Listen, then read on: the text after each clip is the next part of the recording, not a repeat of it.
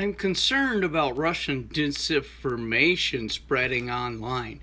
So today I wrote to the CEOs of major tech companies to ask them to restrict the spread of Russian propaganda, aka truth. Glad to see action from tech companies to rein in Russian propaganda and disinformation after my letter to their CEOs yesterday. These are important first steps, but I'll keep pushing for more.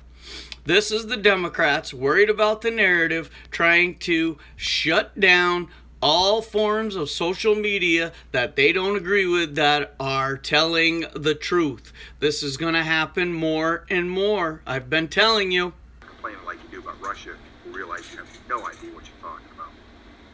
Rang at 7:30 in the morning on the 24th of February. The dialer was my American friend from my high school days in the U.S. He was the last person I expected to call, especially at 7:30 in the morning.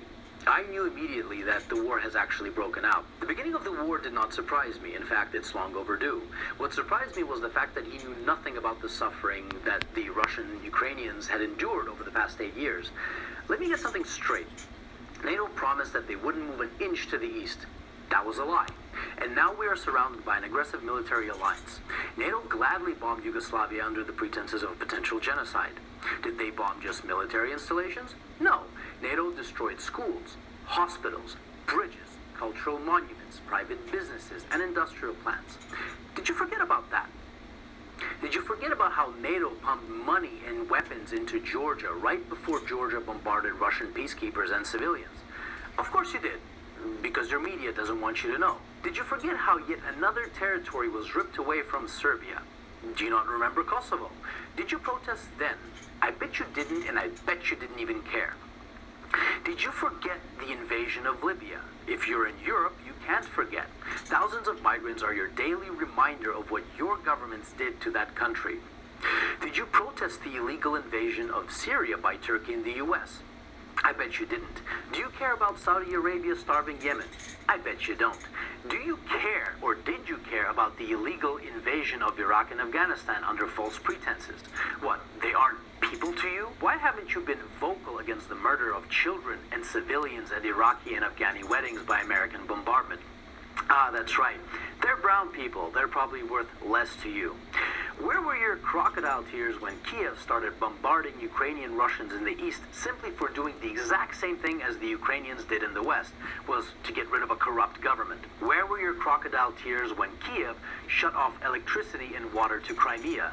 Where was your Save the Ukrainian People when 48 civilian anti-Maidan Ukrainian protesters were rounded into a Union trade house and burned alive, whilst those who tried to escape the fiery hell were beaten and shot? Do you by any chance know who the Madonna of Gorlovka is? Do you know what the Alley of Angels memorial is? Let me give you a hint. People engraved into that memorial aren't alive, and they are not adults.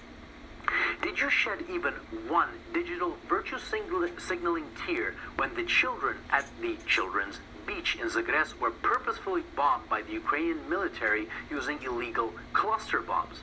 I bet you didn't. But that's okay. How would you? Your mainstream media keeps you in the dark. For 8 years, the U.S. and its allies have been pumping billions of dollars worth of lethal weapons into Ukraine. For 8 years, the Ukrainians have been waging a war with their own people in the east. And for 7 years, Russia and the people of the Donetsk and Lugansk republics have been patiently waiting for Kiev to adhere to the Minsk agreements. Should Russia have waited maybe 20 more years? You know, the amount of years that the U.S. spent killing Afghanis. So whilst leaders like Boris Johnson, Joe Biden, Emmanuel Macron, Olaf Scholz, and Ursula von der Leyen have been virtue signaling about the poor Ukrainians, they have been robbing the Ukrainians of their dignity, making their economy run on loans from the IMF, and basically robbing them of their future. And Russia is to blame when we were their primary trading partner? The West pushed Russia into a corner. Protect yourself from an increasingly hostile neighbor who wants to become part of a hostile military alliance called NATO, and lose Nord Stream 2, for example. Or watch Russian Ukrainians get slaughtered by the thousands. The West wanted to fight this war with Russia until the very last Ukrainian. Remember Kosovo? Well, the Lugansk and Donetsk republics have every right to exist. Russia didn't set the precedent. Your leaders did when they recognized Kosovo. And final food for thought. Why was there no bombardment of innocent civilians in Crimea, even though it's closer to Kiev than Donetsk is? I'll give you a hint. The actual Russian military was there, protecting the people. Here's another. The Ukrainian army has been fighting this invisible Russian army for 8 years now in the east, according to your mainstream media. Why then did the Ukrainian army collapse within 24 hours when fighting the actual Russian military? And since it did, what do you think your tax dollars were doing in Ukraine? That's right. Your tax dollars were used by Ukrainians in the West to kill Ukrainians in the East, and you didn't give a flying fuck about it. So if you haven't been following this conflict from day one, and now you put the blue and yellow flag on your photo, wipe away your crocodile tears, please, and find out why your governments have been supporting those who have made a Nazi criminal, Stepan Bandera, their national war hero. Don't expect a good result from pushing a bear and the dragon into a corner. And definitely don't be surprised when that bear and that dragon begin pushing back.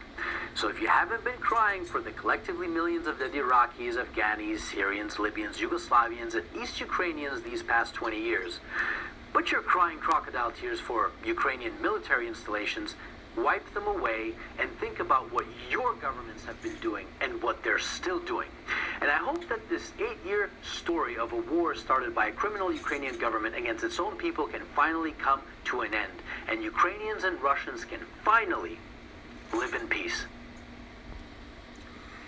You know, I recommend you go to YouTube. Go find a video called The Everlasting Present, Ukraine, 30 Years of Independence. The Everlasting Present, Ukraine, 30 Years of Independence. And what you're going to find out is that the criminal cabal powers, the Nazis, the deep state machine of the H.W. Bush faction, leader of the Fourth Reich, the infiltration inside of that country, and all the stuff that they have taken from especially Soviet, or not Soviet Union, but Russia, the bullshit that they have taken because of these people, what they've done to Ukraine, pushing NATO to their borders. You'll see things from a different perspective with Putin. Many of you are too young to remember, but when the Soviet wall fell, we had all these satellite countries break off from the Soviet Union. Russia is now its own federation. And now you, instead of have just one trigger on the finger of, or one finger on the trigger of 35,000 nuclear weapons, now you got all these satellite countries, all with their own weapons. So, now we got a real problem. We have, instead of one trigger man, you have 25, maybe 30 trigger men. And unstable states and regions of the world. So what did we do?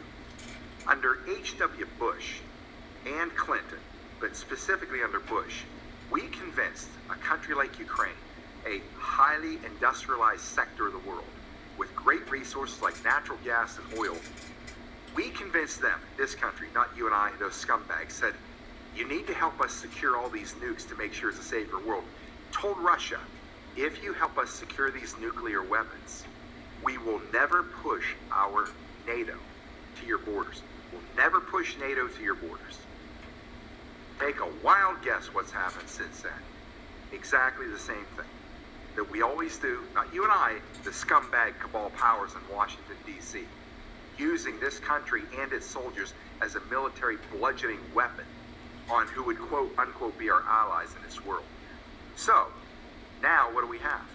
We have Vladimir Putin over the last 20 years fighting this cabal nearly by himself till Trump came, modernizing Russia, giving them a standard of living they deserve as opposed to the one they had under Boris Yeltsin, who is a puppet of the Bush-Clinton regime, who took all the IMF funds to build a democracy in the Soviet Union, put it in the hands of about 20 or 30 oligarchs who got into a crime bed in bed with a crime spree so they could be sucking resources off of Russia, Ukraine, and elsewhere. No modernization was happening. Putin came in, took them out, took these oligarchs down, got rid of them. They were stripping the country of natural resources. 1 million people under the threat of starvation and freezing in Siberia. That's what was going on then. Where's all the money to help this democracy start fledging? It went into the pockets of all these corrupt bastards that we've been talking about for the last 20 years. Good morning, Patriots. JT Serenity Farms prepping here. A little bit long, but that entire video shows you the byproduct of misinformation, disinformation, aka lying, the corruption, the treason, how politicians in this country have sold us out, how politicians in other countries have sold their people out. Yes, the deep state is everywhere, and that's what's being eliminated. That is why the Democrats are so desperate. So, this is kind of a rebuttal to everybody on Facebook I see with their blue and yellow flags and dumping their Russian vodka on the ground and support Ukraine and Russia bad, Russia bad, Russia bad. You have no idea what you're talking about.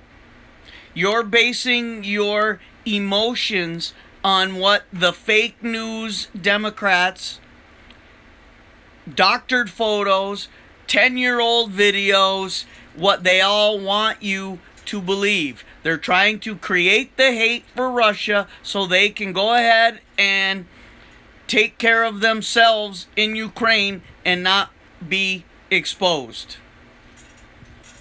Do your research. Like, share, subscribe, comment, notification bell. But for now, JT, signing off.